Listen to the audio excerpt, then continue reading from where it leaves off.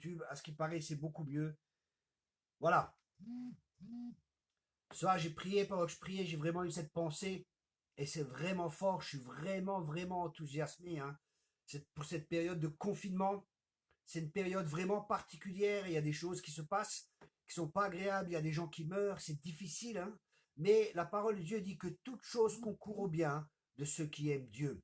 Toute chose concourt au bien de ceux qui aiment Dieu.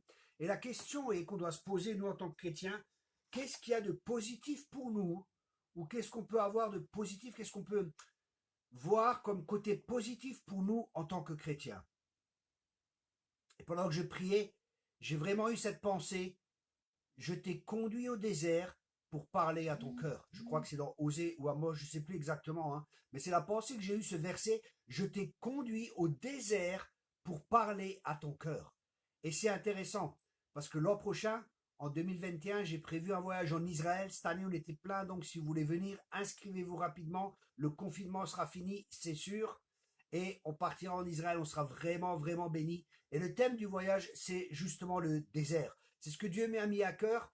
Et j'ai l'intention cette année d'étudier le désert et de chercher, hein. Et ce soir, j'étais en train de prier, je dis Seigneur, mais qu'est-ce que je dois partager ce soir? Et c'est le verset qui m'est venu à l'esprit, c'est je t'ai conduit au désert pour parler à ton cœur. Et c'est intéressant, je reviens juste sur Israël courtement, hein. Donc l'année prochaine, en 2021, en février, on a un voyage. Cette année, on était plein, on a dû refuser des gens. Si vous voulez vous inscrire, inscrivez-vous rapidement. C'est un voyage plus que béni et on sera dans le désert. Une partie du voyage se passera dans le désert. Et c'est intéressant parce que j'ai vu les statistiques où les gens sont où il y a le meilleur traitement vis-à-vis du coronavirus. Et numéro un, c'est Israël. Waouh, c'est intéressant, hein, parce qu'ils prennent vraiment soin des gens et ils sont numéro un. Le numéro 2, c'est l'Allemagne.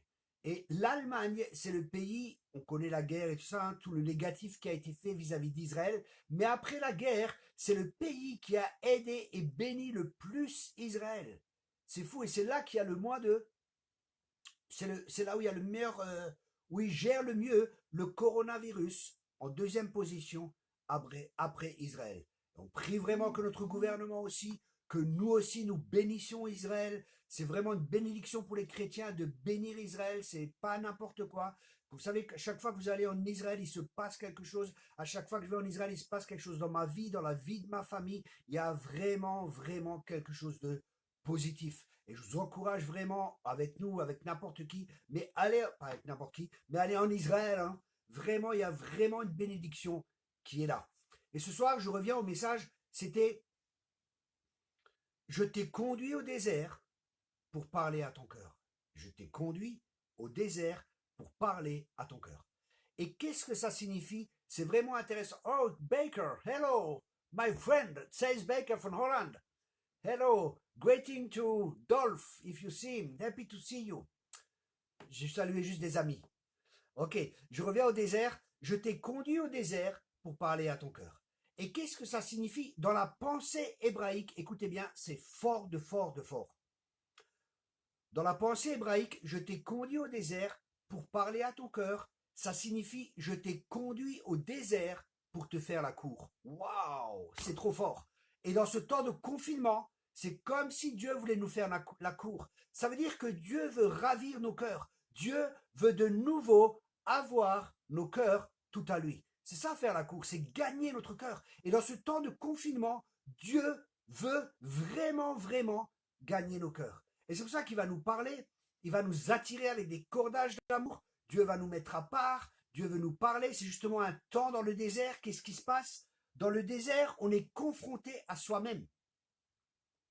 Et ça, je crois que c'est aussi un temps que Dieu a permis, hein. Je me rappelle en 2018, je crois que j'ai prophétisé ça, que je voyais une personne avec des béquilles qui marchait et je voyais que Dieu allait ôter ses béquilles. Et ces béquilles, c'était tout ce qui nous aidait pour pouvoir marcher, pour pouvoir tenir. Et je pense que c'est comme si Dieu me disait, voilà, je vais enlever des sécurités. Et des fois, notre sécurité pour marcher dans notre vie avec Dieu, ah, c'est mon église, c'est mon temps de louange, c'est mon pasteur, c'est le prophète que je connais, c'est le ministère que je connais. Vous voyez, et on s'attache des fois à des ministères, on s'attache à des séminaires, on s'attache à notre église, et tout ça, on s'attache à notre pasteur. Et tout ça, ce n'est pas négatif. Comprenez-moi bien. je ne dis pas que c'est négatif, mais est-ce qu'on a besoin de tout cela pour entendre Dieu? Est-ce qu'on a besoin de courir après le prophète? Est-ce qu'on a besoin de courir après le pasteur pour entendre et recevoir des directions de Dieu? Je ne crois pas. Et ce temps de désert, c'est justement un temps où on est face à face avec Dieu, mais vraiment sans qu'il y ait rien de superficiel. Il n'y a rien de superficiel qui est là. Il n'y a pas toute la musique qui est là. Il n'y a pas tout ce qui est autour qui est là. On est confronté avec Dieu à soi-même. Dans le désert, bien souvent, on est confronté à nos propres incapacités. Il y a que Dieu qui est là. Et on peut que être confié on peut que se confier en Dieu. Et c'est un endroit qui est magnifique. Jésus, conduit par l'Esprit de Dieu, dit la Bible. C'est l'Esprit de Dieu qui a conduit Jésus dans le désert. Et qu'est-ce qui s'est passé dans le désert? Jésus, il a jeûné, il a pris un temps de jeûne, donc il était confronté à la faim, il était confronté à la soif, il était confronté à toutes ces choses, il était confronté à lui-même. Et c'est ce qui se passe dans le désert, et c'est un temps justement où on devrait en profiter en ce moment pour être confronté à nous-mêmes vis-à-vis de Dieu. Ça veut dire que Dieu vient, c'est comme si je voyais que Dieu venait, et Dieu venait avec sa sainteté, et on est confronté à nous-mêmes, et on voit l'état dans lequel on est, et Dieu ne nous dit pas cela parce qu'il ne nous aime pas. Dieu est un Père et quand il nous montre quelque chose, c'est parce qu'il veut le changer, parce qu'on est appelé à être semblable à l'image de son Fils bien-aimé. Et ça, c'est important pour nous, mes bien-aimés, qu'on ait la perspective de l'éternité, qu'on ait la perspective de Dieu, qu'on n'ait pas juste une perspective qui est ici, qui est limitée, mais qu'on ait une perspective de l'éternité. C'est-à-dire qu'on voit ce que Dieu fait, parce que Dieu à la pensée de l'éternité. Dieu ne regarde pas juste pour ce temps qui est là, qui est présent. Mais nous, souvent, nous sommes limités par notre paradigme, par notre manière de voir. Nous voyons juste le temps présent et nous voyons un peu peut-être 1 an ou 2 ans. Mais qu'est-ce qui va se passer avec moi? Mais Dieu a la pensée de l'éternité. Et ce qui va rester dans l'éternité, c'est le caractère de Christ et que Christ aura formé en nous. Et c'est pour ça que ces temps sont tellement importants, ces temps de confinement. C'est un temps où je vous encourage vraiment à en profiter, à prendre du temps avec Dieu, à méditer la parole de Dieu, pas juste à la lire, mais vraiment à la méditer, à poser des questions à Dieu. Seigneur, mais qu'est-ce que tu veux me dire à travers cela? Seigneur, comment est-ce que je peux mettre cela en pratique? Parce que on n'est pas des auditeurs oublieux, mais on entend la parole de Dieu. C'est pour pouvoir la mettre en pratique. L'autre caractéristique du désert, c'est un endroit où on est isolé. On est isolé des autres. Et je vous encourage vraiment à vous isoler, à ne pas vous laisser distraire par Facebook, par des prédications, par plein de choses. Excepté maintenant, bien sûr.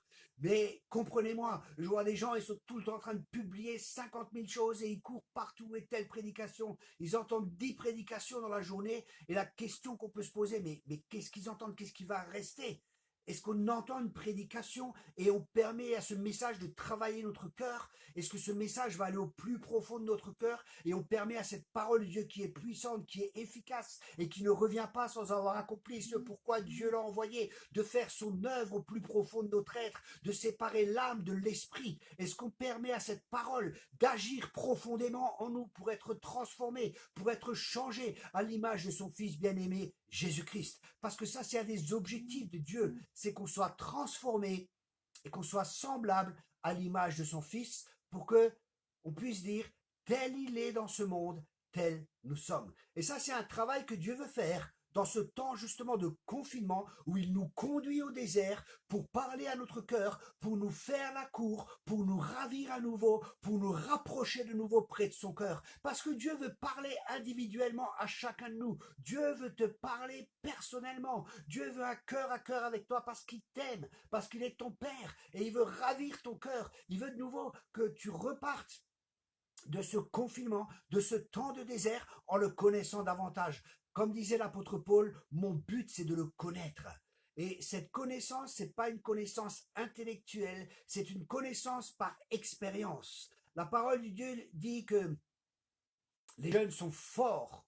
Les jeunes sont forts parce que ils connaissent parce qu'ils restent dans la parole. Et ça, c'est une caractéristique. Il y a différentes caractéristiques. Il y a les bébés spirituels, il y a les enfants spirituels, il y a les jeunes hommes spirituels et il y a les pères spirituels. Et chaque âge, il y a différents niveaux de maturité et chaque niveau de maturité a différentes caractéristiques. Par exemple, je vais préparer des messages sur ça aussi pour notre école biblique. à Colmar. Et en Allemagne aussi, j'ai une école. Et la caractéristique des jeunes hommes, c'est qu'ils sont forts parce qu'ils demeurent dans la parole. Ok. Mais les pères, la Bible a dit qu'ils connaissent Dieu. Et cette connaissance, c'est pas une connaissance intellectuelle, c'est pas une connaissance parce qu'on a entendu des choses de Dieu, mais c'est une connaissance par expérience, c'est une connaissance de vécu, c'est une connaissance qui provient d'une relation personnelle avec Dieu, un cœur à cœur. Et justement, dans ce temps de confinement, c'est vraiment l'appel du Père, venez à moi, vous tous qui êtes fatigués et chargés. Venez à moi, ça c'est la première étape, c'est qu'on revienne vraiment à Dieu et qu'on se décharge de nos soucis, de nos fardeaux, et après qu'on apprenne de lui, mais qu'on apprenne de lui des doux et humbles de cœur pour devenir comme lui. C'est pas juste apprendre quelque chose de Dieu, mais apprendre de Dieu pour devenir tel il est, tel nous sommes dans ce monde, pour être transformé. Jésus est doux et humble de cœur. C'est ce que j'ai partagé dans le dernier message et je vais encore en parler après. Mais je vais encore un peu parler et partager sur le désert parce que c'est tellement important. Il y a différentes choses qui se passent dans le désert. Dans le désert, comme je viens de dire, on est confronté à soi-même, on sait qu'on dépend de Dieu, parce qu'il n'y a personne qui est là. Hein. Et rappelez-vous, j'ai donné une prophétie en 2018 où Dieu enlevait les béquilles et où je prophétisais que Dieu allait, il y a un temps qui allait venir où Dieu allait encore une fois ébranler toutes choses et que Dieu allait enlever nos béquilles. Et justement, je crois que c'est un temps où justement Dieu est en train d'ébranler toutes choses. Je crois que Dieu est en train d'ébranler nos fausses sécurités, les choses qui ne sont pas vraiment nécessaires, ou des fois nous courions après les choses qui sont vaines. Aujourd'hui, dans mon temps de prière personnel avec Dieu, je ne me préparais pas pour ce soir. C'était juste moi et Dieu, dans ma communion avec Dieu, dans ma communion personnelle avec Dieu. Vraiment, j'avais vraiment l'impression, Seigneur, mais en fin de compte, qu'est-ce qui est important dans la vie? Qu'est-ce qui est vraiment important dans la vie?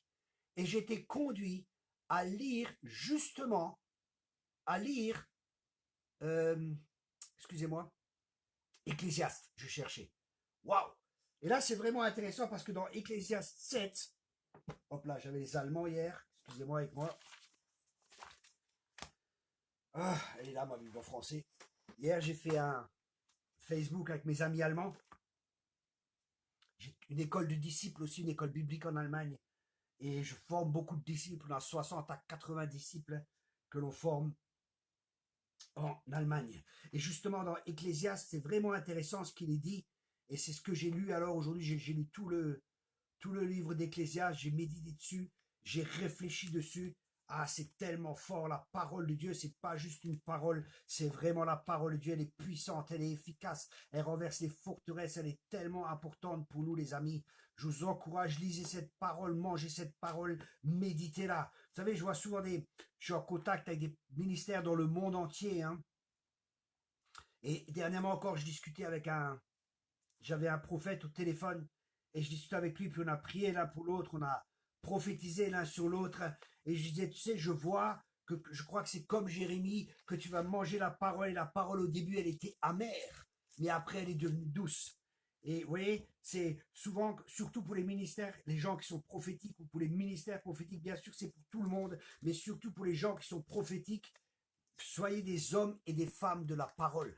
Jérémie mangeait la parole. Et nous devons, si nous sommes appelés à un ministère prophétique, je vois des fois des prophètes qui prophétisent des choses qui sont pas toujours en accord avec la parole. Et ça peut être un danger parce que la parole a été éprouvée 7 fois. La parole, c'est tellement, tellement important pour nous et surtout dans les temps dans lesquels nous sommes. La parole est vraiment quelque chose qui est important. Donc, je reviens dans Ecclésiaste 7. 7 ou 9. Je regarde juste, hein. Je crois que c'était 9, 5.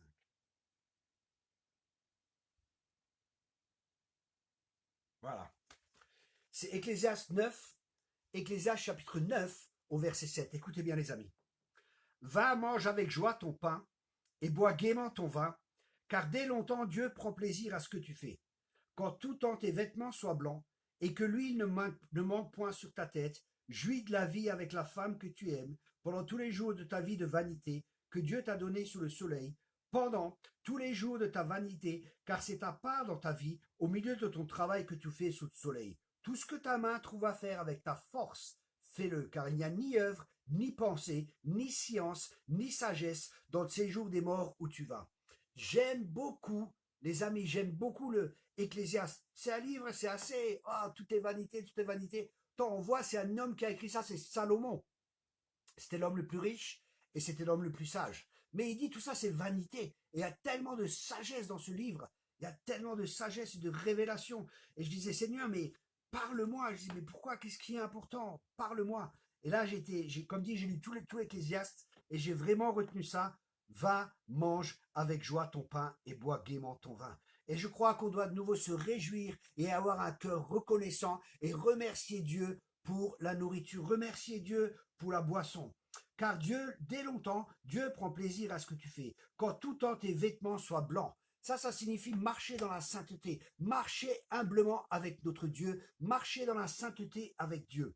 Nous sommes déjà saints hein, et nous marchons simplement dans cette sainteté. Et que l'huile ne manque point sur ta tête. L'huile, c'est synonyme du Saint-Esprit. Ça veut dire avoir cette communion bien-aimée. On peut avoir une communion avec le Père, on peut avoir une communion avec le Saint-Esprit, on peut avoir une communion avec le Fils. Et je vous encourage vraiment à avoir une communion profonde avec le Saint-Esprit. Le Saint-Esprit qui nous conduit, le Saint-Esprit qui nous dirige, le Saint-Esprit qui nous parle, le Saint-Esprit qu'on peut attrister. C'est tellement merveilleux, le Saint-Esprit. Et là, il dit, que tes vêtements soient blancs et que l'huile ne manque point sur ta tête. Jouis de la vie avec la femme que tu aimes pendant tous les jours de ta vanité que Dieu t'a donné sous le soleil. Et là, je crois que c'est vraiment important, justement dans ces temps, qu'on soit de nouveau, qu'on se rapproche les uns des autres, justement la famille, parce que l'Esprit de Dieu, il ramène le cœur des pères aux fils et le cœur des fils aux pères. C'est l'Esprit d'Élie aussi qui prépare le chemin du Seigneur. J'en ai parlé dans une autre vidéo, et c'est ce que Dieu fait aussi actuellement. Et le Seigneur m'a beaucoup enseigné sur ces choses avec l'esprit d'Élie, hein. Mais ça, c'est une des caractéristiques de l'esprit d'Élie qui est vraiment importante. C'est la restauration de la famille.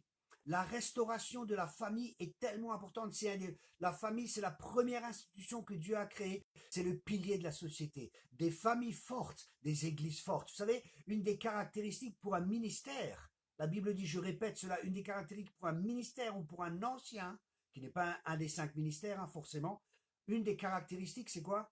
C'est d'avoir une bonne famille. Pourquoi? Parce que les gens, ils ont besoin de modèles. Les gens, ils ont besoin de modèles, ils ont besoin de voir ce qu'est une famille. Parce que la plupart d'entre nous, nous venons souvent de familles qui ont été détruites, divorcées, où tout n'allait pas comme ça devrait être, et les familles parfaites n'existent pas. Mais justement, les gens doivent voir en venant chez nous, dans nos familles. Et c'est pour ça, la maison est tellement importante. Quand ils se réunissent dans les maisons, ouvre la porte de ta maison et ouvre ton frigo et amène les gens au Seigneur. Je vois tellement de gens qui ne savent pas. On leur dit oui, mais il faut amener les gens au Seigneur. Qu'est-ce que les gens ils font? Ils amènent les gens dans l'église. Mais est-ce que Dieu t'a dit de l'amener dans l'église? Et comprenez bien ce que je dis. Amène les gens au Seigneur. Toi-même. Toi-même. Amène toi-même les gens au Seigneur. Et après, tu peux l'amener à l'église. C'est pas au lieu de culte, hein, comprenez-moi bien. Et des fois, les gens, ils pensent, oh, si je l'amène à l'église, bah, c'est bien. Mais Dieu, il t'a jamais dit de l'amener à l'église, il a dit de l'amener à lui. Amener les gens au Seigneur et après, peut-être, amène-le dans une église. Et des fois, il faut attendre. Parce qu'il y a tellement de différences culturelles. Des fois, il faut l'inviter chez soi à la maison. Il faut commencer à l'enseigner, il faut commencer à le former, il faut commencer à le préparer des fois au choc culturel, des fois qu'il peut y avoir, justement pour que les gens ils s'habituent, parce que les gens ils sont habitués à l'église protestante ou à l'église catholique, puis ils arrivent dans une église évangélique. Et c'est des fois un choc pour eux. Et c'est pour ça, on doit aussi être sage des fois. Vous savez, nous devons vraiment être remplis de sagesse parce que la Bible, elle dit que le sage gagne des âmes. Et nous devons être sages, amener les gens. Des fois, je vois des gens qui viennent et oui, nous avons été lavés par le sang de l'agneau. Est-ce que vous avez été aussi lavés par le sang de l'agneau? Les gens ils se disent non, mais ils sont terribles ces gens-là. Ils sont terribles. Ils parlent de quoi? Et les gens, ils comprennent pas parce que il y a des chrétiens, des fois, ils sont tellement dans un monde qui est complètement irréel parce qu'ils n'osent pas affronter les problèmes de la vie. Ils se créent un monde et ils vivent dans un monde qui est complètement irréel, qui n'a rien à voir avec la réalité. Et c'est pour ça que l'Église, des fois, elle n'est pas une voix, elle est juste un murmure dans la nation. Elle n'est pas une voix, elle est un murmure. Et Dieu veut nous ramener à la simplicité à l'égard de Christ. On doit revenir à la simplicité en tant qu'Église. Des fois, c'est tellement compliqué. C'est tellement compliqué des fois. C'est tellement compliqué d'amener les gens au Seigneur, c'est tellement compliqué, les messages, c'est tellement compliqué. Alors qu'on doit revenir tout simplement à la simplicité de Christ. Et attention, comprenez-moi bien, je ne critique pas l'Église. Hein. On est l'Église, nous sommes l'Église, mais je visite tellement d'églises et je vois tellement de choses. Vous savez, je vois des choses, des fois, je me dis, ah Seigneur, c'est terrible. C'est terrible. Et Dieu est en train de changer l'Église. Il est en train de changer tout le fonctionnement de l'Église. Parce que l'Église, c'est un des points importants, hein. C'est le relationnel dans l'Église. Le relationnel avec Dieu et le relationnel les uns avec les autres. Vous savez, on peut dire qu'on aime Dieu, mais si on n'aime pas notre prochain, ça ne sert à rien. Et quel est notre relationnel avec, dans l'Église dans laquelle nous sommes actuellement? Est-ce qu'on se rencontre aussi après les cultes? Des fois, je vois des célibataires. Ils sont dans des églises, il y a 100, il y a 200 membres, mais ils rentrent, ils sont tout seuls. Il n'y a personne qui est là. Vous comprenez? Et je dis pas ça pour vous choquer, je dis pour qu'on prenne vraiment conscience. Vous savez, je suis pas parfait, je suis comme vous et nous tous en cheminement. On est tous en train d'apprendre. Je dis pas ça d'une manière critique, mais je dis avec ce que je vois, avec ce que je perçois. Et je suis là, pas là pour amener des problèmes, je suis là pour amener une solution aux problèmes que je vois. Et des fois, pour amener une solution, il faut des fois arracher, il faut des fois détruire. Et c'est ça le rôle du prophète. Et des fois, les prophètes ne sont pas aimés. Les prophètes sont rejetés parce qu'ils vont confronter les choses. Ils vont dire la vérité parce qu'il faut arracher pour construire quelque chose de nouveau.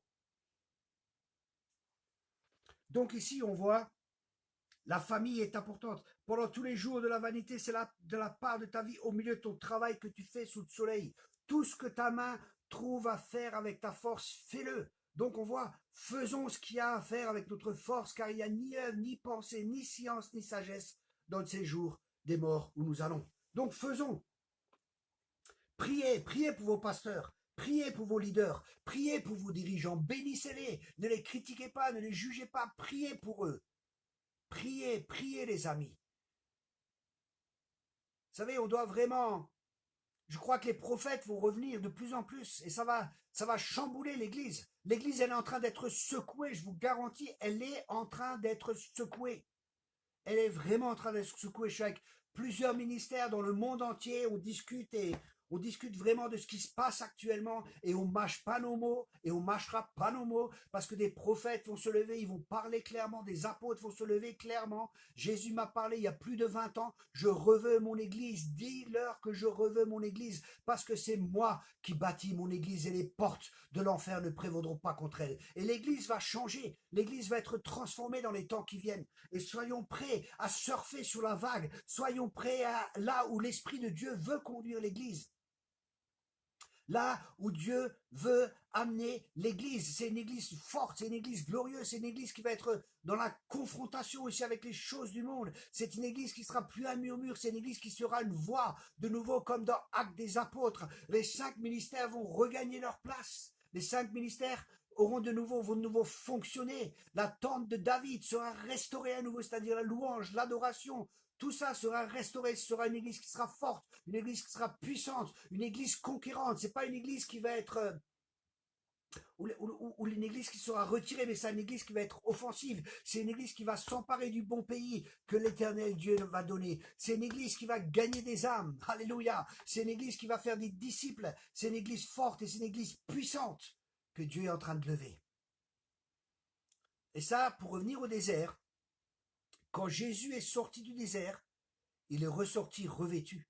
Et dans le temps de désert, si on accepte le travail de Dieu dans notre cœur, on ressortira différemment, on ressortira revêtu de la puissance d'en haut, mes amis. C'est un temps de décision, c'est un temps de choix. Je t'ai conduit dans la vallée des décisions. Rappelez-vous, j'ai parlé sur ça dans Joël. Dans la vallée des décisions, c'est-à-dire nous sommes actuellement dans une vallée où Dieu est en train d'éprouver nos cœurs et nous sommes placés devant des choix, nous sommes placés devant des décisions. Est-ce que nous permettons à Dieu de faire ce travail dans notre cœur? Et comme je discutais avec mes leaders, quelqu'un a dit à juste titre, moi ma pensée, c'est après, une fois qu'on sortira de ce temps de confinement, est-ce qu'on reprendra comme avant? Et ça, c'est vraiment aussi ma pensée. Est-ce qu'on va reprendre comme avant? Et non, il ne faut pas qu'on reprenne comme avant. Il ne faut pas qu'on reprenne. Il faut que les bonnes attitudes, que les bonnes choses qu'on a prises, les changements, les transformations qui ont été opérées, il faut qu'on persévère dans ces choses, dans les bonnes décisions qu'on a prises dans ces temps de désert, qu'on reste ferme dans nos résolutions. La parole de Dieu dit, parce que tu es ferme dans tes résolutions, je donnerai du succès à toutes tes entreprises. Et être ferme dans nos résolutions, comme Daniel, rappelez-vous Daniel dans Daniel 1, verset 8. Daniel résolu de ne pas se souiller avec l'aimé. Daniel avait résolu dans son cœur. Et rappelez-vous ce que j'ai dit, le cœur, le cœur. Est-ce que nous sommes résolus dans notre cœur à ne pas nous souiller envers Dieu? Est-ce que nous sommes résolus dans notre cœur à marcher dans la sainteté? Est-ce que nous sommes résolus dans notre cœur à avoir de l'huile sur notre tête? C'est-à-dire simplement être le peuple que nous sommes appelés à être un peuple qui marche avec la présence de Dieu. Amen. Excusez-moi, quelqu'un m'a appelé. C'est vraiment... Je ne sais pas qui m'a appelé, mais quelqu'un m'a appelé. J'ai vraiment dû couper là. Hein. Pas qu'on me rappelle. Je ne sais pas qui me rappelle. Voilà, donc, excusez-moi. Hein. À 9 h, c'est étrange que quelqu'un m'appelle. Voilà, donc, dans le désert, qu'est-ce qui se passe? J'ai vraiment été dérangé, excusez-moi. Il faut que je retrouve ma pensée. Je prends juste un temps pour me reconcentrer, excusez-moi. Hein. Voilà, donc le désert, c'est un temps où on est confronté à nous-mêmes. Le désert, c'est un temps où Dieu révèle des choses dans notre cœur. C'est un temps où Dieu ravit notre cœur, où Dieu nous attire de nouveau à lui. C'est un temps où Dieu travaille notre cœur en profondeur. Il nous montre des choses des fois que nous devons changer dans notre cœur. Et quand on change ces choses, il y a une mesure de gloire qui vient et qui est de plus en plus forte. Il y a quelque chose il y a l'onction, il y a un revêtement de puissance qui vient sur nous parce que Dieu sait qu'on ne fera pas cela pour notre gloire, mais qu'on fera ça pour sa gloire parce qu'il a travaillé nos cœurs, il a fait un travail au plus profond de notre cœur. C'est une vallée de décision, c'est un endroit où on est seul avec Dieu, c'est un endroit où on apprend à connaître Dieu, on apprend à se connaître soi-même, on apprend à connaître Dieu. C'est un endroit où Dieu parle. Je te conduis au désert pour parler à ton cœur. C'est là un endroit de cœur à cœur avec Dieu. C'est un endroit d'intimité avec Dieu. Vous savez, Dieu est un Dieu qui est un Dieu romantique aussi. Dieu est un Dieu qui est un Dieu romantique. Ah, j'ai lu un commentaire du Cantique des Cantiques de 1900, je ne sais plus. Ouah, mais qu'est-ce que c'est fort. Dans ce Cantique des Cantiques, presque chaque verset, il parle de Jésus, il ressort Jésus, il ressort l'Église. C'est tellement, tellement, tellement fort. Et dans ce temps de désert, c'est là que vraiment Dieu prépare aussi son épouse, une épouse sans tache, une épouse sans ride. C'est l'Église qui va être enlevée, c'est l'Église qui va être combattante, c'est l'Église qui va être revêtue de la gloire d'en haut et de la puissance d'en haut, parce qu'il y a une nouvelle gloire qui va être déversée dans l'Église, et ce sera très fort. L'Église ne sera plus jamais pareille. En même temps, j'ai parlé avec beaucoup de prophètes, avec beaucoup de ministères, et ils disaient aussi que même au sein de l'Église, et ça c'est vraiment quelque chose que je regrette, ça va être tellement fort, il y aura des signes, des prodiges qui vont être là, des choses qui n'ont peut-être même pas encore été vues, ou que nous ne l'avons pas encore vues, et malheureusement il y aura une opposition aussi de l'Église. Vous savez, l'histoire de l'Église montre que souvent ceux qui ont vécu le dernier réveil vont de nouveau combattre ceux qui vivent le prochain réveil, et j'espère que ce ne sera pas ainsi, mais je sens que ce sera ainsi, et plusieurs ministères avec qui je suis en relation, en France, en Allemagne, aux États-Unis, un peu partout dans le monde, tous confirment qu'il y a quelque chose que Dieu est en train de préparer. Dieu est en train de changer, Dieu est en train de transformer l'Église. Il y a une nouvelle manifestation de la gloire qui va venir, mais il y aura aussi une opposition qui va venir. J'ai plusieurs prophètes aussi, de jeunes prophètes que je forme et j'ai partagé avec eux. Et un de mes jeunes, par exemple, il a prophétisé, il a dit oui, Dieu appelle les prophètes à se lever, à être sans compromis, à ne pas avoir la crainte des hommes, à ne pas avoir peur. Il y a un grand rejet qui va venir sur eux, mais il y aura aussi une grande récompense. Et Dieu est en train de préparer son armée. Je vois qu'il y a des gens qui sont comme dans des cavernes, des prophètes qui ont été préparés depuis tant d'années. Leur caractère a été formé, ils ont été travaillés comme Joseph a été travaillé en prison.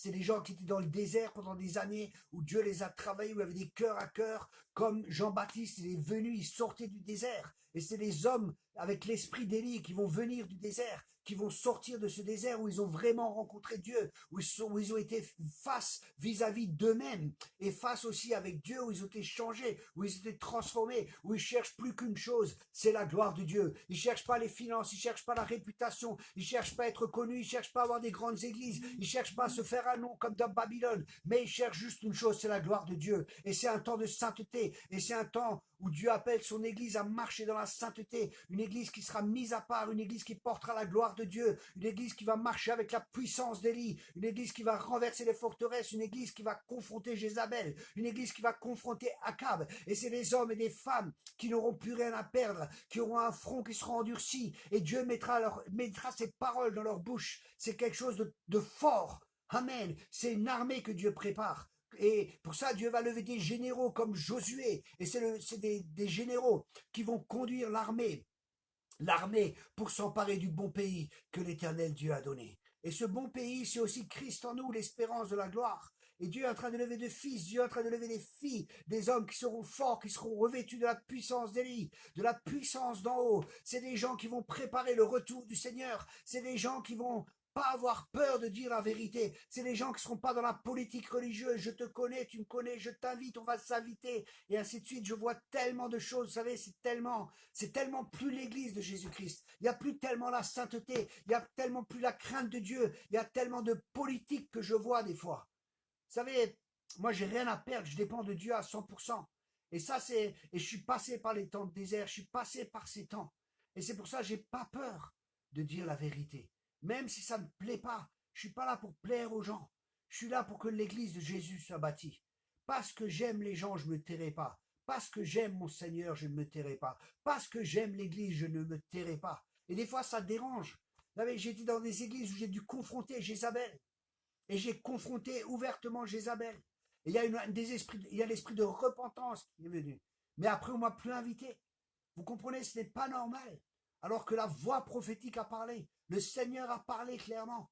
Mais les gens, ils préfèrent être dans des compromis des fois. Ils préfèrent avoir des églises remplies. Des fois, certains, malheureusement, d'avoir de compromis parce qu'ils ont peur de perdre des gens, ils ont peur de perdre des finances. Ils ont peur de dire la vérité aux gens. Mais c'est la vérité, justement, qui va libérer les personnes. Et heureusement, je connais beaucoup de bonnes églises, j'ai beaucoup d'amis pasteurs qui sont très bien, qui ont laissé leur vie, justement pour les brebis qui aiment les brebis, qui aiment l'église, et qui sont des fois là, ils ont peut-être pas des fois toujours des grandes églises, mais c'est des hommes et des femmes de Dieu qui sont consacrés. C'est des hommes qui aiment le Seigneur. Donc, je vous encourage vraiment à prier pour vos leaders, à prier pour vos bergers, à prier pour vos pasteurs. Si vous voyez des choses chez eux, ne les jugez pas, ne les critiquez pas. Priez, priez pour eux. Et Dieu va envoyer des prophètes. Parce qu'on est dans un temps où Dieu est en train de secouer. Il y a des choses qui ne seront plus permises dans les temps dans lesquels nous entrons. Il y a des choses que Dieu ne permettra plus dans son Église. Écoutez-moi bien. Dans les temps dans lesquels nous allons entrer, il y a des choses que Dieu ne permettra plus. Je ne peux pas tout dire, hein. J'aimerais encore partager les choses, mais pour l'instant, je ne sens pas avoir la liberté. Je ne sens pas que Dieu me donne la liberté de partager ce que j'ai à partager. Mais il y a des choses que Dieu ne permettra plus dans son Église. C'est un temps nouveau qui est venu. C'est un temps où il est là, il a son van à la main, et il est en train de purifier. Il est en train d'amener il est en train d'amener un niveau dans l'Église, un niveau supérieur dans l'Église. Vous savez, il y a des églises, j'étais dans des églises où il y a une telle présence de Dieu, hein, quand vous rentrez, s'il y a des péchés dans votre vie, je vous garantis, ou vous vous repentez, ou vous sortez. Vous ne pouvez pas rester. Il y a une telle présence de Dieu qui est là. Vous êtes confrontés à ces choses-là. Vous êtes confrontés avec la présence de Dieu. Et c'est ce que je veux, c'est ce que beaucoup veulent, c'est sa présence. Mais sa présence ne viendra pas d'une manière humaine. Sa présence viendra avec l'humilité, avec la repentance. Et ça, c'est ce qui se passe dans le désert. Il y a la repentance qui est nécessaire. Il y a l'humilité de cœur. C'est le moment de dire, ok Seigneur, mais comment tu veux bâtir l'église? Qu'est-ce que tu veux qu'on fasse dans l'église? On ne sait pas comment faire. Enseigne-nous, apprends-nous. Et pour une église, ça va être comme ça. Pour une autre église, ça va être différent. Il y aura peut-être des temps où il n'y aura que de la louange, il n'y aura que de l'adoration, il n'y aura peut-être pas de message. Il y a peut-être un temps où quelqu'un va se lever, il va donner une parole prophétique. Et là aussi, des fois, j'ai vu, c'est triste et c'est malheureux. Des fois, je suis dans des églises et je donnais une parole prophétique. Et puis après, on passait, tac, à autre chose. Alors que la parole prophétique, c'était une direction où justement l'Esprit de Dieu voulait amener l'Église et il fallait aller dans cette direction. Où je vois des fois des paroles prophétiques, pas forcément par moi, par d'autres ministères ou par d'autres personnes qui sont données.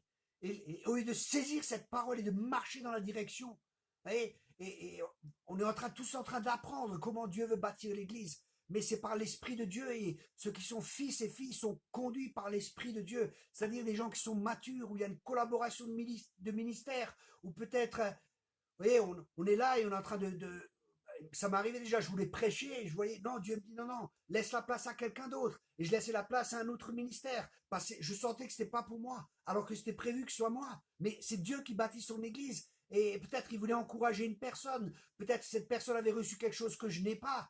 Et justement, cette personne allait pouvoir partager quelque chose. Et c'est dans ces temps bien aimés que nous entrons.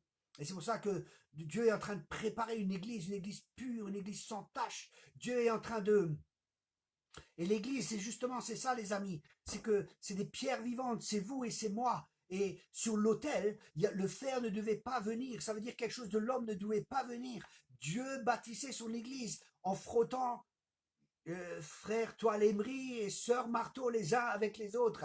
Et si c'est votre cas, et ça c'est la vraie église. Vous savez, des fois dans l'église, on se dit, ah mais alléluia, il faut qu'il y ait la paix, il faut que tout soit tranquille et tout cela. Dernièrement, Dieu m'a parlé, il m'a dit, Thierry, le ministère apostolique, une grosse partie du ministère apostolique, écoutez bien, j'ai jamais entendu ça nulle part, une grande part du ministère apostolique, c'est la gestion des conflits. J'ai dit, wow, c'est pas possible ça. C'est pour ça que l'apôtre Paul, il disait, patient à toute épreuve.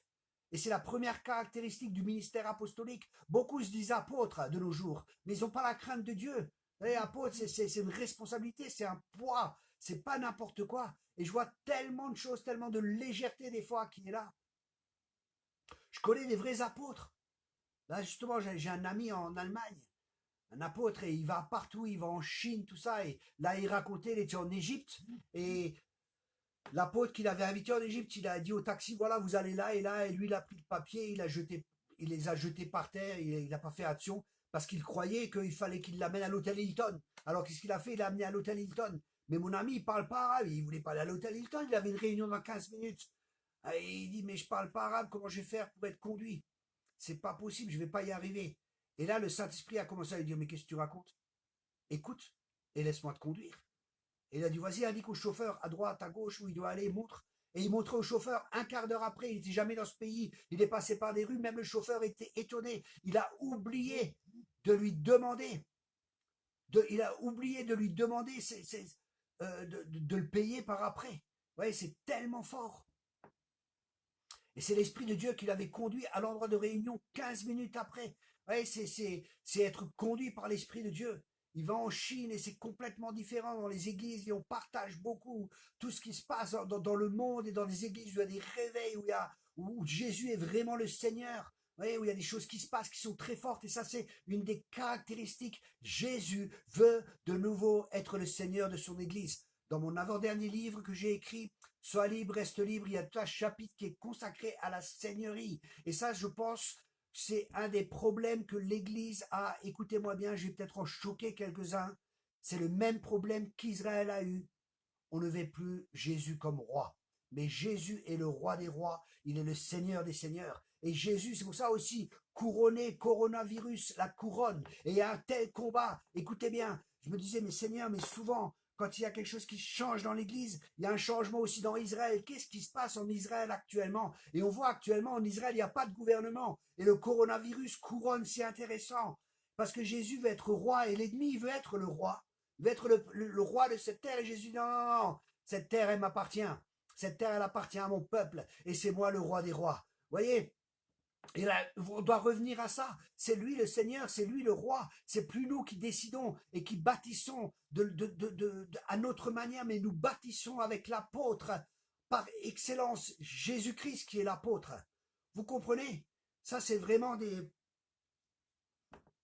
des choses que Dieu est en train de faire actuellement. Le message que je suis en train de partager, je pense que vous êtes conscient que c'est un message prophétique. C'est vraiment, j'ai rien préparé, c'est vraiment je me suis préparé dans la prière pour le désert, et c'est ce que j'ai reçu. Après, je dis, voilà, Seigneur, maintenant, on va libérer le reste. Et c'est tout ce qu'il y a dans mon cœur, c'est tous les partages avec mes amis. Et c'est très fort. C'est très fort ce que Dieu est en train de faire. C'est une église glorieuse, c'est une église qui est forte. Et croyez pas qu'il y aura plus de difficultés. Les difficultés vont être là, la persécution va venir. Et nous devons sortir de Babylone, nous devons sortir de tout ce qui est fait de main d'homme. Ce n'est plus possible, ça ne tiendra plus. Dieu est en train de juger cela. Dieu est en train de juger Babylone, Babylone la grande, elle va tomber.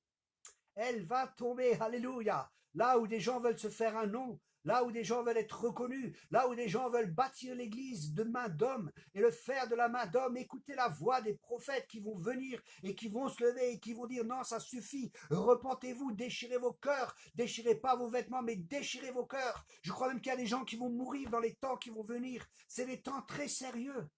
Et ça vient pas juste de moi, vous savez, je pense que vraiment Dieu m'a parlé, mais en même temps je prends du temps avec d'autres ministères parce que c'est des choses sérieuses, c'est pas de la rigolade, c'est des gens sérieux. C'est des gens qui passent du temps avec Dieu, c'est des gens qui connaissent Dieu, c'est des gens qui sont connus mondialement, c'est des gens qui ont écrit des livres, ils sont pas toujours acceptés dans la Babylone et dans le système qu'il y a, dans tout système religieux, où on compte, on va faire de l'argent, on va faire tant et tant de nombres, on va faire ceci, on va faire cela. Mais c'est des temps où vraiment il y a des cœurs à cœur. Vous savez, il faut de nouveau revenir à la simplicité à l'égard de Christ. L'église, elle est facile, elle est simple. On va être ensemble, bien-aimés. On va être ensemble et on va se réunir ensemble, on va manger ensemble. Et on va dire, voilà, qui c'est qu'il y a quelque chose du Seigneur. Et quelqu'un va partager, quelqu'un va prendre la guitare, va jouer un chant inspiré. Quelqu'un d'autre va avoir une parole prophétique, quelqu'un d'autre va encourager quelqu'un. On va prier les uns pour les autres, on va partager notre pain à celui qui a faim. Alléluia. On va couvrir celui qui est nu. Voilà le jeûne auquel je prends plaisir. Et c'est là que l'Église doit revenir. L'Église doit de nouveau être une voix. Elle doit de nouveau être une voix dans cette nation. L'Église doit de nouveau être une voix dans les nations. Oh, je sens le feu du Saint-Esprit, les amis. Il y en a qui vont pas aimer ce message, mais partagez-le. Partagez-le, ce message, que les gens aiment ou que les gens n'aiment pas. C'est pas ça qui est important. Ce qui est important, c'est qu'on reçoit le message et qu'on devienne le message, qu'on vive ce message et qu'on vive cela, les amis. Ça veut dire qu'il y a des changements qui vont être faits. Et ce changement, imaginez-vous, on vient tous ensemble, on se rassemble tous ensemble, et chacun a quelque chose. La Bible, elle dit, quand vous vous rassemblez, que chacun ait quelque chose. Que chacun ait quelque chose. Ça ne veut pas dire juste le pasteur, juste le groupe de louanges. Parce qu'actuellement, malheureusement, il y a souvent deux camps. Il y a un camp qui se prépare, c'est le pasteur, le groupe de louanges, et les gens qui se préparent à servir. Et les autres, ils viennent souvent comme des consommateurs. Et nous, les ministères, moi y compris, on a créé des consommateurs. Au lieu que tout le monde participe, que chacun amène quelque chose. Et ça veut dire qu'il y aura plus ce contrôle qu'il y a. Ce contrôle qui asservit les gens. Ce contrôle qui bloque les gens. Mais qu'il y aura vraiment une liberté, la liberté glorieuse des enfants de Dieu. Alléluia. Il y aura quand même quelque chose qui sera là, mais ce ne sera pas un contrôle qui va bloquer les gens. Ce n'est pas des structures. Les structures sont là pour servir les gens. Les gens ne sont pas là pour servir les structures. Comprenez, c'est pour ça qu'actuellement il se passe tout ce qui se passe. Dieu est en train de juger Babylone. Dieu est en train de juger. Vous savez, ça ne vient pas juste de moi, on est beaucoup de ministères à parler de cela. Beaucoup, beaucoup, beaucoup de ministères. Et c'est pas des rigolos, c'est des gens qui ont implanté des milliers d'églises en Chine, en Inde, partout dans le monde. Et ça, c'est ce que Dieu est en train de faire, où tout le monde participe. Et il n'y a plus... des fois, je vois des ministères, on ne peut pas les approcher. C'est le costume 3 pièces, on ne peut pas les approcher. Alors, purée, quand je regarde Jésus, mais est-ce que Jésus était comme ça? Non, c'était quelqu'un qui était... On pouvait l'approcher, on pouvait lui parler, on pouvait le toucher. Il y avait un cœur à cœur, c'était possible d'être là. Ce n'était pas un Jésus qui était à 50 mètres et intouchable. Vous comprenez, les amis? Je ne suis pas en train de critiquer, je parle avec mon cœur. Vous savez, et beaucoup sont encore aveuglés. Ils sont encore dans le système, ils ne se rendent même pas compte qu'ils sont dans un système. Beaucoup sont vraiment aveuglés, ils pensent que l'église c'est ça, c'est normal. Parce que ça fait 20 ans que, alléluia, debout, assis, mettez les essuie-glaces, donnez votre dîme, donnez les offrandes, prenez un petit morceau de pain et un petit morceau de vin, et puis voilà, c'est la Sainte Seine, et on rentre à la maison comme si rien n'était changé. Et les gens viennent, ils repartent, ils ne sont pas changés parce qu'ils n'ont pas rencontré Jésus, ils n'ont pas rencontré la puissance de Dieu, ils n'ont pas rencontré le Seigneur dans les cultes. Aïe, aïe, aïe, aïe, aïe, aïe, aïe, aïe. Alléluia. Fou. Vous voyez les amis, ça c'est ce que Dieu est en train de faire. Dieu est en train de rétablir la tente de David. Dieu est en train de rebâtir son église. Et vous savez, quand je lis beaucoup, j'étudie beaucoup, j'ai beaucoup de contacts avec différents ministères et on passe des actes et des temps ensemble. Et la question à se poser, pourquoi est-ce qu'il y a si peu de structure? Pourquoi est-ce qu'il y a tellement peu écrit sur l'église dans la parole de Dieu? Pourquoi est-ce qu'il y a si peu qui est écrit? Parce que je crois, et je me rappelle de ça, hein, un jour j'étais dans notre école biblique, et une femme d'un pasteur est venue, et je la regarde, et d'un seul coup, l'Esprit de Dieu est venu, et il m'a dit, parle et prophétise sur elle, et j'ai commencé à prophétiser sur elle. Je dis, écoute, je vois que Dieu veut que vous bâtissiez une église, et les plans sont au ciel. Il faut aller au ciel et chercher les plans de l'église que Dieu va bâtir. C'est comme Noé, il a cherché les plans de l'arche, et allez avec ton mari, allez chercher les plans qu'il y a au ciel, et amenez-les sous la terre, parce que Dieu veut vous utiliser pour amener un réveil parmi les jeunes. Dieu vous utilise pour cela et ça. Elle a pleuré pendant une demi-heure. Et vous savez quoi? Il n'y a pas eu de changement. Ils sont rentrés dans un mouvement, ils sont rentrés dans une dénomination. Et qu'est-ce qui se passe? Il faut exactement la même chose comme avant. Il faut la même chose comme avant. Vous savez, je vois des gens, ils disent, oui, Père, Père. Jésus, il a dit, n'appelez personne Père. Père spirituel et tout ça. Non, non, n'appelez personne Père. Dénomination, je suis de Paul et je suis d'Ananas. Dieu est un Dieu jaloux, il nous veut à lui. Hein. Dans le désert, il nous veut à lui. Alléluia. Maintenant, j'ai rien contre les dénominations et tout ça. Hein. C'est conduit par l'esprit. Mais des fois, les dénominations commencent par un mouvement de Dieu. Et après, des fois, elles se figent. Et au bout de quelques années, ça devient des musées. Et j'ai rien contre les dénominations. Je suis aussi dans un mouvement d'église. Et je suis avec des frères et des sœurs. Mais nous devons apprendre à dépendre de Dieu. On doit apprendre à marcher comme Jésus a marché. On doit apprendre à marcher comme Jésus a marché. Et comment est-ce que Jésus a marché? Jésus faisait uniquement ce qu'il voyait faire le Père. Et ça laisse nos sécurités, parce qu'il est notre sécurité. On sait qu'il va nous conduire, on sait qu'il va bâtir l'église, on sait qu'il va tout faire, que toute chose concourt bien, on sait qu'il va nous guider, on sait qu'il va nous diriger, on sait qu'il va nous conduire et qu'il va faire les choses. Et des fois, les gens me demandent, oui, mais ça va être comment l'église? Comment est-ce que ça va être? Comment est-ce que ça va être? Il y a beaucoup de choses que je ne sais pas, il y a certaines choses que je sais, mais je ne sais pas tout. Et c'est pour ça il faut qu'on dépende de Dieu. Et c'est lui qui va faire. Et c'est ça qui est merveilleux. Et des fois, j'arrive et j'ai pas de message. Ce soir, je suis préparé. Bon, j'ai passé ma journée en prière aujourd'hui. J'ai fait tondu le gazon, j'ai travaillé un peu. Mais j'ai pris beaucoup de temps avec ma famille aussi. On est allé se promener. Mais j'ai pris beaucoup de temps dans la prière et beaucoup de temps avec le Seigneur. Et j'avais rien concernant ce soir. D'un coup, le message est venu avec le désert. Et j'ai commencé à parler. Je laisse l'Esprit de Dieu continuer à diriger.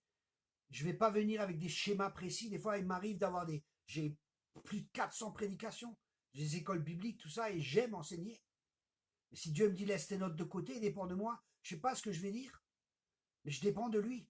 Et je sais qu'il va remplir ma bouche. C'est ma confiance en lui. Je sais que je vais ouvrir ma bouche et qu'il va la remplir et qu'il va parler. Et c'est pour ça qu'on doit apprendre à dépendre du Saint-Esprit. On va être conduit devant les tribunaux, dit la parole, et on ne saura pas quoi dire. Et là, on doit apprendre à dépendre de lui. C'est une dépendance complète du Saint-Esprit. C'est pas la dépendance d'un système. Justement, Maria, oui, on nous a trop infantilisés. C'est une des caractéristiques de l'esprit de Jézabel, qui veut faire taire les prophètes, qui veut intimider les prophètes. Elle infantilise les gens. J'ai vu ça, vous savez, un jour, j'étais dans une église, oh, c'était terrible. La femme du pasteur parlait, j'étais avec mon assistant Jonathan, il est sorti. Elle parlait comme à des gamins, j'étais là, j'avais la tête en bas, je priais en langue, je supportais pas, c'était terrible ce qui se passait. Comme à des gosses. Oh, c'est des adultes, c'est pas des enfants. Et les gens se laissent faire. Amen, c'est comme ça et c'est comme ça, il y a un tel contrôle. C'est terrible. Je suis pas là pour critiquer l'église, hein. Je suis pas là pour ça. Mais pour que la volonté de Dieu se fasse sur la terre comme au ciel, et pour qu'il bâtisse son Église. Vous savez, Dieu est un Dieu jaloux. Un vrai ministère aime l'Église. Et parce qu'il aime l'Église, il parle et il ne se tait pas. Vous savez, un jour, Dieu m'a dit, si tu ne parles pas, je te demanderai le sang des gens. Si tu ne parles pas, je te demanderai le sang des personnes. Et croyez-moi, quand Dieu vous dit ça, vous tremblez. C'est sérieux. 3 différents prophètes sont venus et m'ont dit ça. C'est très sérieux. C'est pour ça que je parle, j'ai pas peur. Je vais être critiqué, je vais être jugé, c'est pas grave. Mais je sens que c'est un temps où je dois parler. C'est un temps où je dois parler et je parlerai et je continuerai à parler. Et beaucoup entendent dans leur cœur. Parce que l'onction nous enseigne toutes choses, beaucoup entendent et savent que c'est vrai ce que je dis. Et je ne critique pas, je ne juge pas. Je suis dans ce processus de changement, de transformation. Et j'essaie d'accompagner, j'essaie d'aider, de chercher ce qu'il y a dans le ciel pour l'amener sur la terre. Et ça, c'est le rôle des prophètes. Et c'est le rôle des apôtres, de bâtir, parce que c'est les fondements avec lesquels les églises sont bâties. Et ils travaillent avec les pasteurs, ils travaillent avec les évangélistes. Et ça, c'est vraiment important, les amis. Laissons Dieu faire. Permettons à Dieu de faire ce qu'il veut faire. Permettons à Dieu de faire ce que Dieu veut faire. Et c'est une église glorieuse, c'est une église forte, mais il faut qu'elle passe par le désert.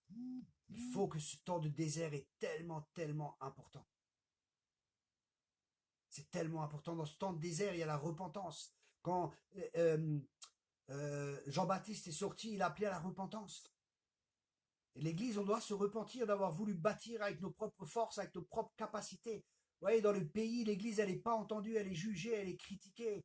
Et on n'est pas accepté et on cherche la respectabilité. Je vois des fois des gens qui parlent, je vois des mouvements d'église qui parlent. Oui, mais le gouvernement est ceci et cela. Non, le gouvernement a accusé l'église et c'est pas juste. On ne peut pas dire que c'est juste ce qu'ils ont fait. C'est faux ce qu'ils ont fait. Oui, mais ils n'avaient pas les informations. On essaye d'avoir de la complaisance vis-à-vis du gouvernement, on essaie de s'adapter au monde pour être accepté par le monde, mais l'Église n'a pas à être acceptée pour le monde, elle est appelée à changer le monde, elle est appelée à être la lumière du monde, elle est appelée à être le sel de la terre, elle n'est pas appelée à s'adapter au monde, elle est appelée à changer le monde, elle est appelée à la puissance de Dieu, elle est appelée à amener Christ dans ce monde qui est perdu. Amen. Et c'est à ça qu'on est appelé, les amis. On est appelé à aimer les gens. On est appelé à couvrir celui qui est nu. On est appelé à donner à manger à celui qui a faim. Et c'est à ça qu'on est appelé. On est appelé à être la réponse de ce monde. On est appelé à ce que le monde nous voit aussi à travers nos bonnes œuvres. Hey, je coach une église en Allemagne, ils ne sont pas nombreux. C'est une petite église de maison, ils sont 15 personnes. 15 personnes. Rendez-vous compte. Mais écoutez bien l'impact qu'ils ont eu. Ils ont invité tous les gens de leur ville, des juifs, hein, et les descendants de ces juifs qui étaient partis en Israël et qui faisaient partie de cette ville, les survivants, ils les ont invités. Et ils ont dit oui, on peut venir, mais on est 70 personnes. Ils sont 15 dans l'église. Ils ont tout payé. Le voyage, le retour des gens. Vous savez combien de personnes sont venues? Le maire est venu. Il y avait 400 personnes qui étaient présentes. Le maire est venu. Le conseil municipal est venu. Les gens sont venus, ils n'étaient que 15. 15. À chercher la volonté de Dieu et à faire la volonté de Dieu. Et des fois, Dieu peut nous conduire d'une manière et Dieu peut nous conduire d'une autre manière. Eux, ils ont été conduits comme ça, ils étaient sensibles au Saint-Esprit. Et ils disent, Thierry, qu'est-ce qu'on doit faire? Je leur dis, faites ce que Dieu vous dit. 400 personnes sont venues, le maire est venu. Et ils ont béni Israël. Vous vous rendez compte de la bénédiction qu'il y avait? Waouh! Je bénirai ceux qui te béniront. C'est une ville en Allemagne de l'Est. Enfin, ex-Allemagne de l'Est. Voyez? Et je peux vous donner plein d'exemples comme ça. Plein d'exemples. Plein d'exemples. Comment Dieu veut conduire l'Église? Vous savez,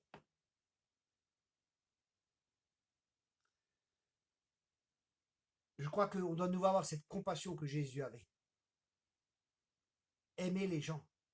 Je vois des fois, vous savez, même des prophètes, des vrais prophètes. Hein. Des fois, ils sont perchés, quoi, excusez-moi. Hein. Ils sont perchés. Ils sont à 50 000. Et c'est pour ça que les ministères doivent travailler ensemble. Avec les apôtres, avec les pasteurs qui vont vous ramener de nouveau. Un pasteur va de nouveau te ramener sur terre. Nouveau, oui, mais les gens sont là. Il a le cœur pour les gens. C'est un berger. Il aime les gens. Vous voyez? Donc un prophète, quand il est là-haut et qu'il commence à décoller, et qu'il commence à plus être avoir les pieds sur terre, commence à plus être normal, commence à devenir mystique, mais dans le mauvais sens du terme, il a besoin d'un pasteur nouveau qui le ramène, il a besoin d'un évangéliste qu'il ramène de nouveau dans la rue et qu'il amène de nouveau près des gens. Oui, c'est ça. C'est pour ça que les 5 ministères sont tellement importants dans l'Église. C'est tellement important. On doit de nouveau aimer les gens.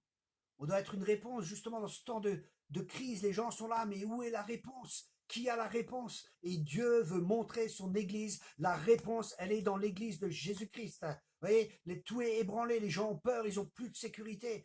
Croyez-moi, ça ne va pas s'améliorer. Il y a des temps difficiles qui sont devant nous. Économiquement, tout ça, ça ne va pas être évident. Croyez-moi, Dieu est en train de secouer. Le monde des finances, tout va être secoué. Parce qu'il y a un royaume qui est inébranlable. C'est la petite pierre, vous savez, de Daniel qui vient et qui fait tout, que tout va tomber. Et Dieu est en train de tout secouer. Et les gens vont plus savoir.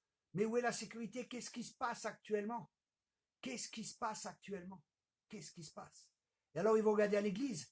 Ils vont regarder à vous et à moi. Et on est dans la paix, on est dans la joie, on est rempli du Saint-Esprit. Alléluia. Et on va témoigner. On va pouvoir amener des âmes au Seigneur.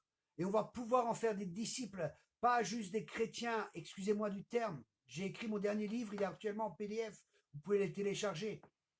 Et vous voyez, le mot chrétien apparaît 2 fois dans la Bible. Mais le mot disciple, il apparaît 144 fois. Pourquoi? Jésus ne nous a pas dit juste de faire des convertis, mais vraiment des gens, des disciples. Et ça, c'est du corps à corps. C'est du travail qui est intense, c'est du travail qui est intensif. C'est là qu'on aime les gens et on continue à s'aimer malgré les défauts, malgré les travers, et on s'engueule et on s'engueule une fois pour de bon, et puis c'est bon, et on règle l'affaire et on continue à marcher ensemble. Mais on se dit les choses, on ne se cache pas les choses. Et des fois, ça fait mal parce qu'on croyait qu'on était différents et on doit accepter justement. Parce que c'est une pierre qui frotte avec une autre pierre. Et ça fait du mal d'être frotté comme ça. Et c'est ainsi que le fer aiguise le fer et un homme aiguise un autre homme. Et ça, c'est vraiment un point où l'Esprit de Dieu met vraiment l'accent. C'est de refaire des disciples. J'ai parlé avec plusieurs ministères et ils me disaient oui, mais ça c'est dans les 15 prochaines années, c'est là que l'Esprit de Dieu met l'accent, c'est sur le disciple-là. Refaire des disciples. Refaisons des disciples.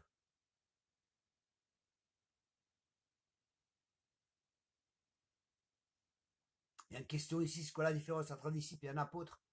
Un apôtre, c'est un des 5 ministères de Éphésiens. Un disciple, c'est tous. Avant d'être un apôtre, il faut être un disciple. Avant d'être un ministère, il faut être un disciple. Mais je vous encourage, vous pouvez trouver ça sur mon site internet, en moment c'est en téléchargement. Hein. J'attends qu'on m'envoie la couverture.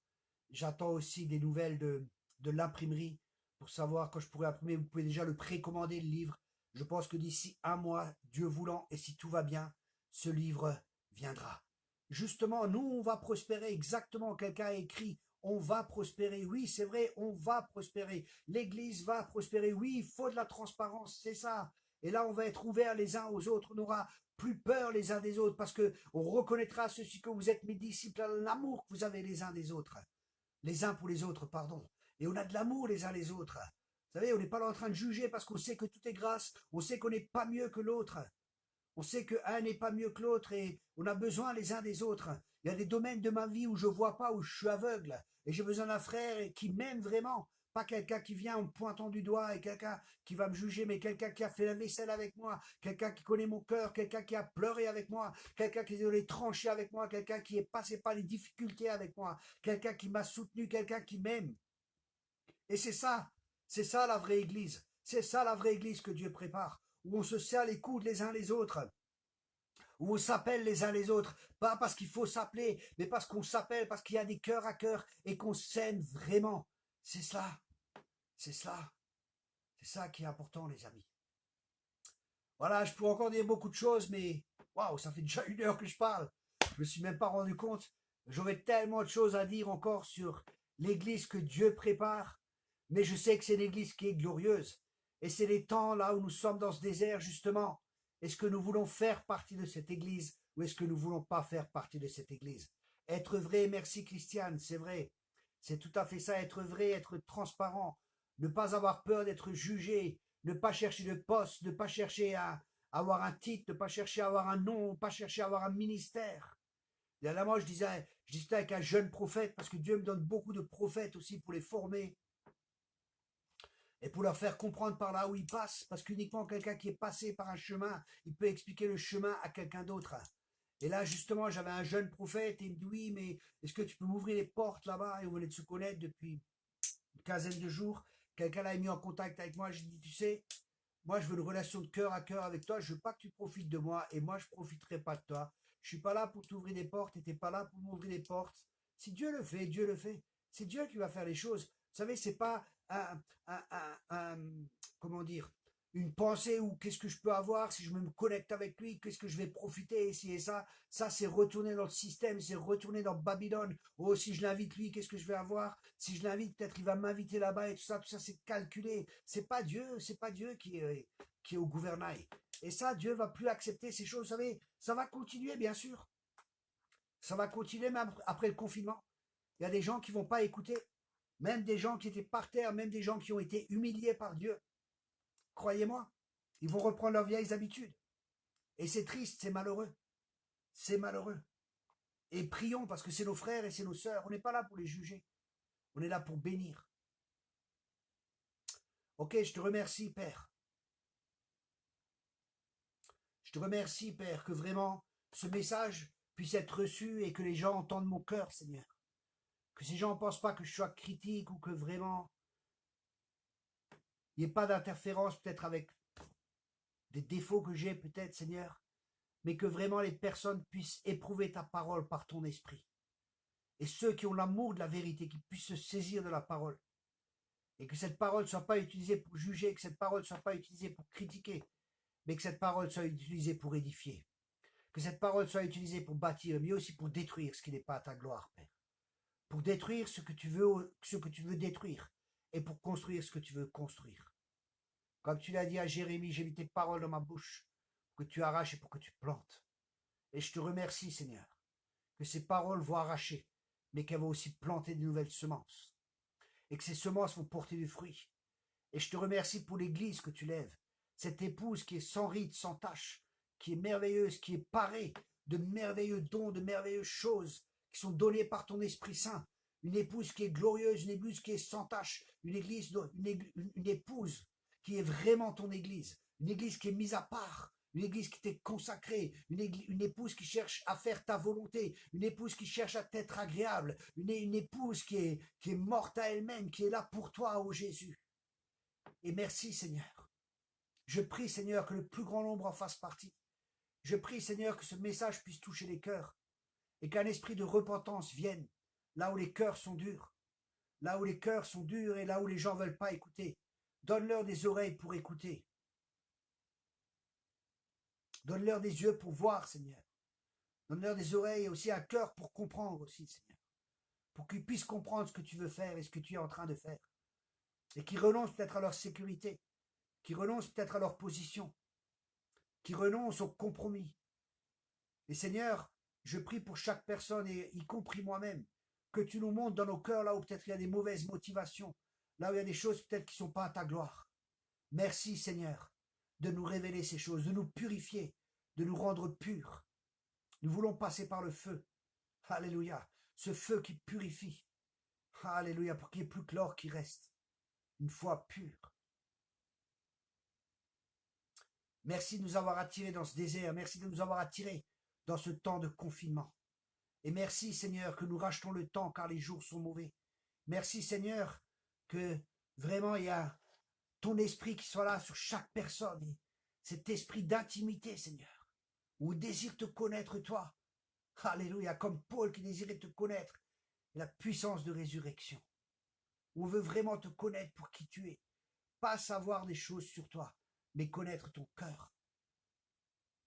Père, aide-nous. Aide ton Église, Père.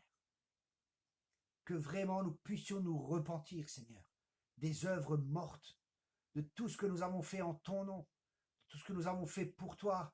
Nous avons été des Marthes, au lieu d'être des Maries, d'être à tes pieds et écouter ce que tu voulais nous dire, et faire ce que toi tu veux nous dire. Et pas chercher l'approbation des hommes, mais chercher ton approbation seule.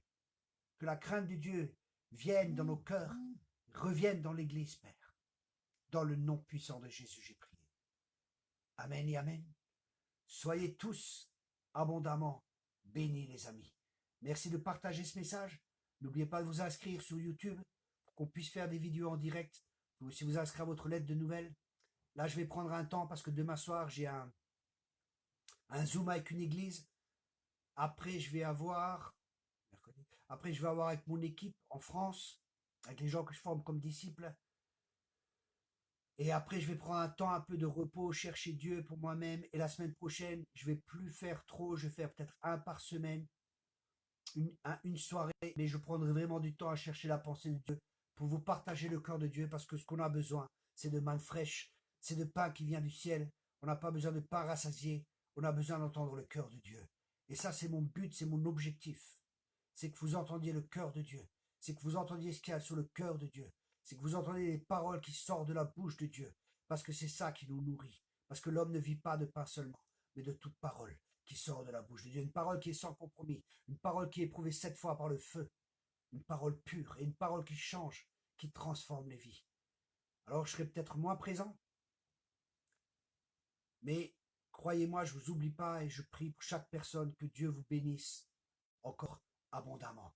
Merci à tous les amis, soyez abondamment bénis et rentrez dans l'armée que Dieu prépare, une armée forte, une armée victorieuse, une armée de fils et de filles qui connaissent leur identité, qui connaissent leur place et qui vont de l'avant. Soyez tous abondamment bénis les amis. Amen et amen.